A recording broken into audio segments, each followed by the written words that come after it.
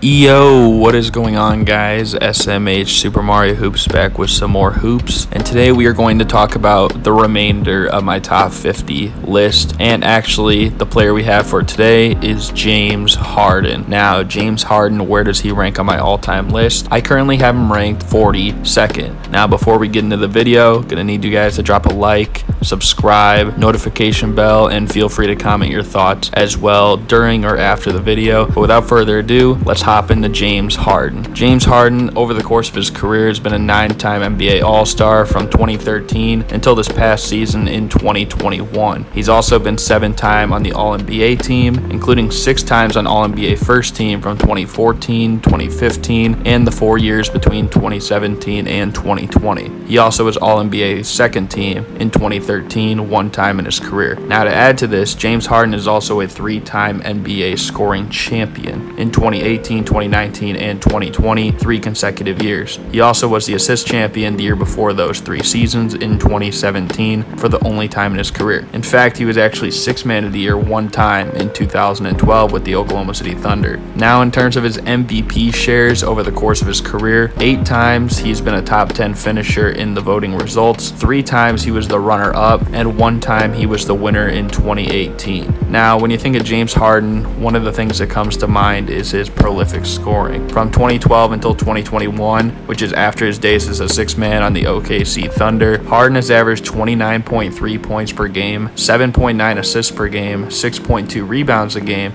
on 1.7 steals per game, on about 44% shooting from the field, 36% from 3, and 86% from the free throw line. Every season since he was traded from OKC, he has averaged over 25 points per game, with the exception of this past season. And that's reasonable when you're an unhappy superstar to start the season and alongside 2 other star players to finish it. In fact, if the 29.3 points per game was his average for his career, that would be the 3rd highest in NBA history behind only Michael Jordan and Wilt Chamberlain. And also, over this period of time, he managed to average over 30 points per game for 3 NBA seasons, all consecutive as well, which not a lot of players can say that. It's actually the most seasons of doing so for an active player in general and also consecutively. He's done this on a 24.8 PER along with 61.1% true shooting as well, which ranks him 10th and 15th all-time respectively. Now, for his career, his offensive analytics are already historic. 2,445 three-pointers made puts him 5th on the all-time list. 6,574 free throws made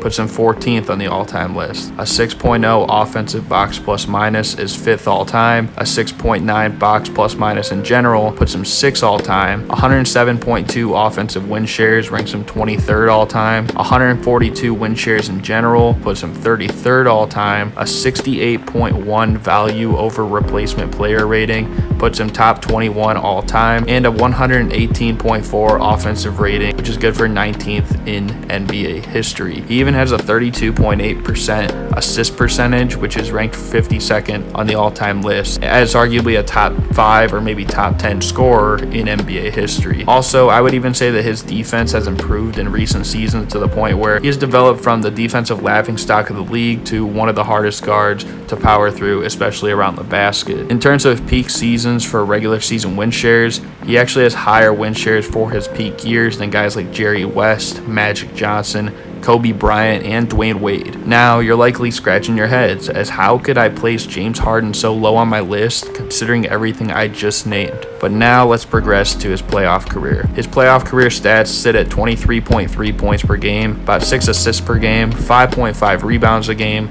still 1.7 steals per game on 43, 33, 87 splits, and a 58% true shooting. Along with this, his box plus minus decreases in the playoffs. His win share per 48 drops from 0.226 to 0.183, which is extremely noticeable, which moves him from 8th to 24th on all-time lists. Over his 25 playoff series in his career, Harden has shot 40% or lower in 9 of those series and hovered around 41% for an additional 6. He has also shot 35% or worse from three-point range in 17 of these 25 series, which, remember, he shot over 36% from three-pointer in the regular season over the course of his career. And ever since 2012, when he left OKC, in the 10 series in which he was eliminated from the playoffs, he shot below his regular season career field goal percentage and also his three-point percentage for 8 of those 10 collective series. In the 2013 winner-go-home game against the OKC Thunder, granted they were an 8 seed, and Harden dropped 26 points and 7 assists, along with 6 boards, 2 steals, and 2 blocks. But he shot 7 of 22 from the field, which is good for 31%. Did shoot well from 3 at 4 of 10 from the field, 40%, and 8 of 11 from the free throw line at 72%, and also had 4 turnovers to lose by 9 to OKC after trailing by only 1 entering the fourth quarter. In that fourth quarter, Harden had 6 points, but shot 2 of 6 from the field and had 2 turnovers. The 2014 elimination game doesn't really look too bad against Portland when you look at the stat sheet as a whole, until you realize he had 2 points in the fourth quarter on 1 of 4 shooting from the field, including taking and missing 2 shots in the last 31 seconds, rather than maybe feed Dwight Howard, who had 13 points on 4 of 6 shooting in the fourth quarter of that game. In 2015 Game 7 against the Clippers, he managed a terrible shooting performance, even though his team pulled off a win and 3-1 comeback. However, this Game 7 win was more due to a dominant and efficient performance by Dwight Howard once again and Trevor Ariza, rather than Harden's doing. And also the Game 6 credit to pull off a 31-point turnaround goes to Josh Smith and Corey Brewer, leading that second unit. While Harden dropped 23 points, 3 assists, 2 rebounds on 5 of 20 shooting from the field, 2 of 6 from 3, to go on 25, 33, 100 splits, including a second half where he had 2 points on 1 of 7 shooting, 0 of 2 from 3, and was on negative 15 in 10 minutes of play, and even led to the Rockets having to come back in the first place. As you could have guessed, he got a DNP in the fourth quarter of that game, and the Rockets won without him, forcing Game 7. In 2015 Game 5 against the Warriors, where he ultimately got eliminated, he dropped 14 points, 6 rebounds, 5 assists on 2 of 11 shooting from the field, 0 of 3 from 3, 10 of 13 from the free throw line on 42% true shooting. And he also had 12 turnovers, which to this day is the most in an NBA playoff game ever. He also had a negative 10 box plus minus, which was the lowest on his team, and a negative 46 net rating, which was the worst among every starter that game. In 2017 Game 5, after Kawhi Leonard got hurt and would miss the rest of that series, Harden dropped 1 of 3 shooting from the field and 1 turnover for the remainder of the fourth quarter, and ultimately in the overtime, he scored 0 points on 0 of 3 shooting from the field and 3 turnovers, including the last shot where he got blocked by 39-year-old Hall of Famer Manu Ginobili. And Ginobili, who was well out of his prime, managed to outplay Harden down the stretch of this game. In the Game 6 without Kawhi, it was even worse for Harden. 10 points, 7 assists, 3 rebounds, 6 turnovers on 2 of 11 shooting from the field, 2 of 9 from 3, 4 of 6 from the free throw line, and 37% true shooting in a 39-point loss to the Kawhi-less Spurs to send Harden home. He had a negative 9.3 box plus minus and a negative 59 net rating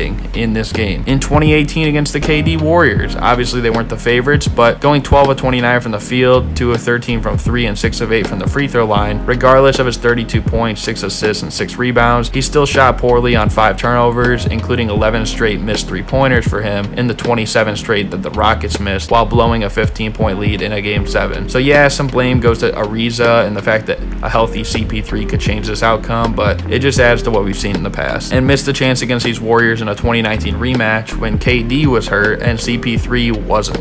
Now, I know Harden was statistically pretty good for this series and the fourth quarters, but good isn't always enough when he still got outplayed by both Clay and Steph in the fourth quarters for Games 5 and 6 respectively. The 2020 elimination game against the Lakers was just ugly in general, and this year against the Bucks, I know he missed games with injury, but I personally stick to the idea that if you're able to step between the lines, then you are healthy. No excuses. And to drop 14 points, 8 assists, about 7 rebounds on 31, 19, 89 splits, including the 2 lowest scoring playoff games since leaving OKC in 2012, along with going 2 for 6 from the field with 3 turnovers and 7 fouls to account with just 7 points in those fourth quarters and overtimes from Games 5 to 7, while Durant was doing everything he could to will his team to victory. It's just not excusable. I've even seen the idea that he was a decoy thrown around, but if that was the case, then what decoy is is going to continuously stall the offense down the stretch of the games and was taking 17 shots in a game 7 if he was just a decoy. So as a result, and as you may have guessed,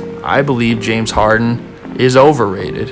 And as of right now, it's pretty hard to argue against the fact that Harden has the most playoff chokes or letdowns among the stars in the modern NBA, and still no championship to cover them up. If the regular season was to describe NBA legacies, he would arguably be top 10 ever. As for his transition to the playoffs, where it matters most, he might not even be top 100, and if so, that's by a thin margin. I value the transition to the playoffs a lot, and I understand sometimes great players don't win rings, but a lot of these, Harden only has himself to blame. He's still a great player. I just think that he's a bit overrated until we can maybe see him win a championship or prove that his playoff woes were a problem regarding the tools and not the mechanic. So again, I hope you guys enjoyed this video. If you did, be sure to like, comment, and subscribe.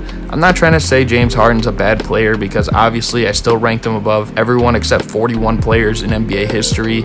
I just think that in terms of where people normally rank him, which is maybe around the 25 to 30 range, maybe even better in some cases, and I just don't see that. I think that he has one of the most noticeable drop-offs from regular season to playoff in NBA history, and probably the most noticeable one in the NBA today. So it's really hard to put him any higher on my list. I mean, maybe a few spots higher, but that's kind of about it. So I hope you respect my decision, and I hope you guys enjoyed this video. Stay tuned for more, because more videos are coming with this top 50 list. Thank you guys for watching, and I'm out. Peace.